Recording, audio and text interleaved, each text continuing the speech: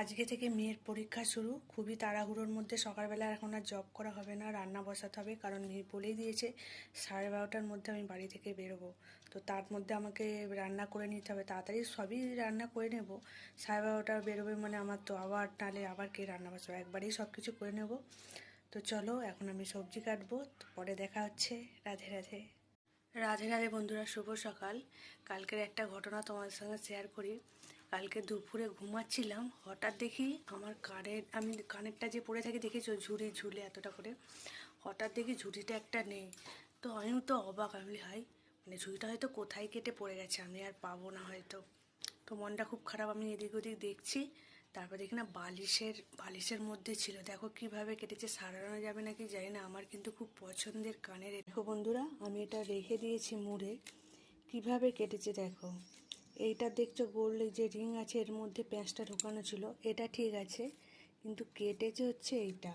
এই যে এটা মানে কেটে পুরো বালিশে ছিল।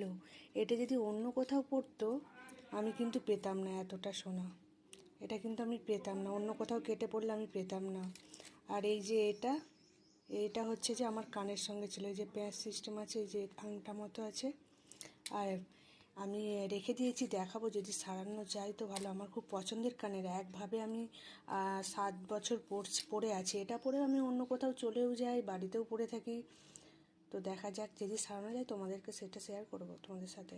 এটা দুভাবে পরা যায়, এই যে দেখছো, এটা এমনি পরা যাচ্ছে বসা কানের মতো। তো ভালোই কানেরগুলো, এটা কেটে গেছে তো কী হয়েছে, এটাও পরতে পারছি। গুরুদেবের উপর আমার এত নিষ্ঠা কেন? কারণ আমি যে গুরু পেয়েছি সেটা আমি আমার ইচ্ছা মতো পাই না, কৃষ্ণর কৃপায় আমি গুরু পেয়েছি। আমার গোবিন্দ আমাকে গুরু মিলিয়ে দিয়েছে, তাই গুরুদেবই আমার কাছে ভগবান, আমার কাছে। কারণ আমার গোবিন্দই গুরু মিলিয়ে দিয়েছে, তাই আমি আমার গুরুদেবকে ভগবানের জায়গায় রেখেছি।